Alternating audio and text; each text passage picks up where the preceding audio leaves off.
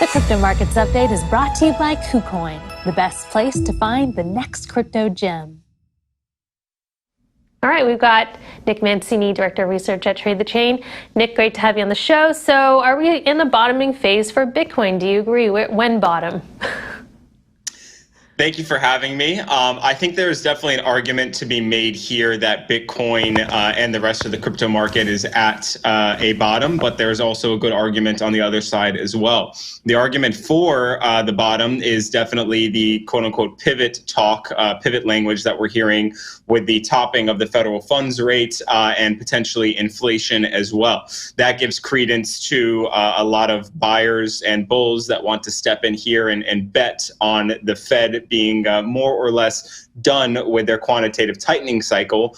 And then the bears on the other side believe that the Fed still has work to be done and that the effects of the Federal Reserve tightening cycle have not entirely been felt yet, because typically the delay in the velocity of money and the appetite for lending and creating deals in the market will obviously slow as the effects of a tighter or of a higher federal funds rate continue to trickle through the market. So personally, I'm not ready to 100% call a bottom here yet, as I would like to see exactly how the economy reacts in Q4 to a 3 to 4% federal funds rate. But if you are a long-term buyer here, I don't think you would be hurt in years to come if you stepped in at this level.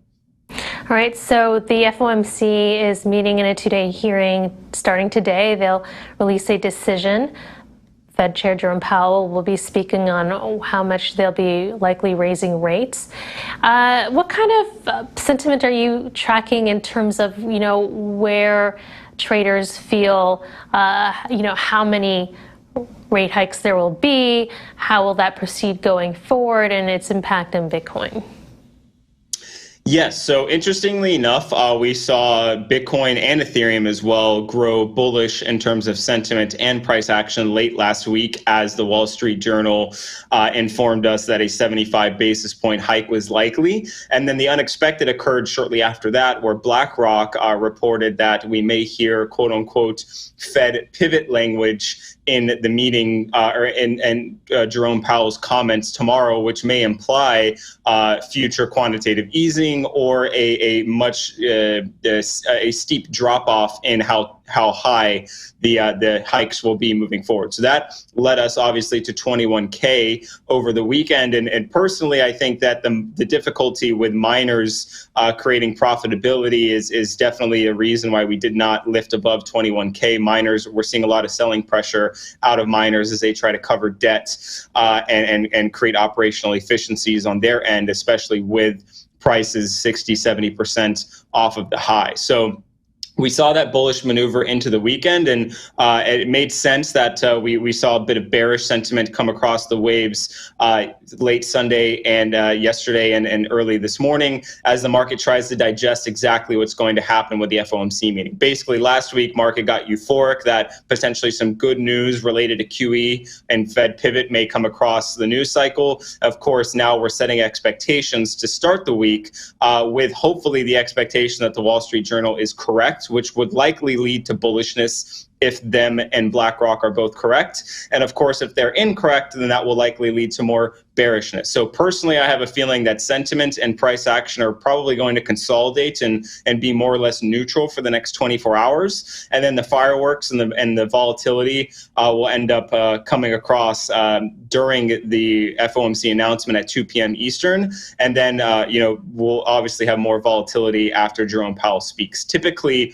we've seen a drop off in price action, bearish price action, immediately when the announcement is made. And then 30 minutes later, when Jerome Powell starts his speech, we typically see bullish price action. That's happened the past 3 FOMC meetings. And I don't expect too big of a difference this time unless we get a sub 75 basis point rate hike this time. So do you think that any anticipation the Fed is already priced in? And you also raised an interesting point with the mining performance. Are they forming potentially a bit of a sell wall because of the trouble and the struggles that miners are going through with operation costs right now?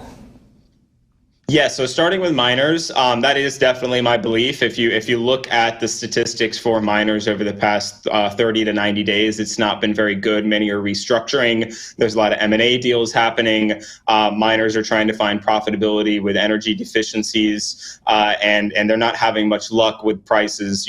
Like I said, nearly 2/3 off of their highs. It's creating a crunch across, and we had a large batch of miners crop up over the past 2 years as well. So not everyone who is chasing picks and shovels is going to end up winning. And if there are an abundance of supply creators, there obviously has to be demand to meet that, and the market's going to have to meet equilibrium there. And I believe that's why we cannot get above 21K, especially when we saw other assets such as Ethereum lifting well off their lows as well.